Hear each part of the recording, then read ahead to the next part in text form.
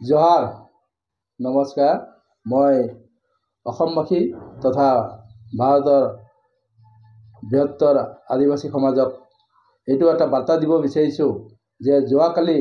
আমাৰ অসমৰ সন্মানীয় সাংসদ বীৰেন্দ্ৰ প্ৰসাদ বৈশ্যদেৱে যিটো নেকি প্ৰস্তাৱ ৰাজ্যসভা উচ্চ সদনত দাঙি ধৰিছিলে তাৰ বাবে মই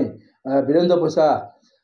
বৈশ্যদেৱক বহুত বহুত ধন্যবাদ জনাইছোঁ শতকোটি নমস্কাৰ জনাইছোঁ আৰু তেখেতে ইমান এটা জ্বলন্ত সমস্যাক দাঙি ধৰিবলৈ আগবাঢ়ি 2019 চনৰ বিলটো পুনৰ উত্থাপিত কৰিবৰ কাৰণে যিটো প্ৰয়াস কৰিছিলে তাৰ বাবে তেখেতক মই ভূয়সী প্ৰশংসা কৰিছোঁ। আৰু লগতে মই এটা কথা আমি যেটো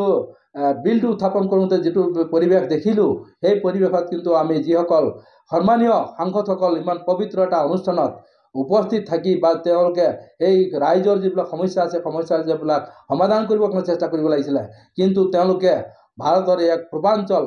ৰাজ্যৰ পৰা যেটো নেকি জ্বলন্ত সমস্যাটো আহি পৰিছে সেই সমস্যাটো সুন্দৰভাৱে তেওঁলোকে শুনিব লাগিছিলে সুন্দৰভাৱে শুনি তেওঁলোকে সমস্যাটো কেনেকৈ সমাধান কৰিব লাগে তাৰ কাৰণে এটা তেওঁলোকে সমৰ্থন দিব লাগিছিল নৈতিক সমৰ্থন দিব লাগিছিল কিন্তু তেওঁলোকে সেই বস্তুটো শুনাৰ পৰিৱৰ্তে আওকাণ কৰি তেওঁলোকে সেই বস্তুটোক মানে তেওঁলোকে বাধা প্ৰদান কৰিবৰ কাৰণে যেটো প্ৰয়াস কৰিছিলে তাৰ বাবে আমি তেওঁলোকক গৰিহণা দিছোঁ তেওঁলোকক আমি নিন্দা কৰিছোঁ আৰু সেইটো কাৰণে আমি গোটেই অসমৰ আদিবাসী সমাজে ক্ষুব্ধ হৈছোঁ আৰু সেইটো ফালেদি আমি আদিবাসী ৩৬ অনুসূচিত জনজাতি ঐক্যমঞ্চৰ সভাপতি হিচাপে সভাপতি ডক্টৰ বাণেশ্বৰ মিডা মই এই ব্যৱস্থা এই যেটো নেকি বৰ্তমান যেটো যোৱাকালি যেটো সাংসদত হৈ গ'ল এই সাংসদৰ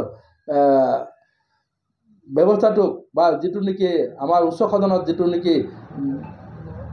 সংগঠিত হ'ল সেই সংগঠিত কাৰ্যটোত আমি গৰিহণা দিছোঁ।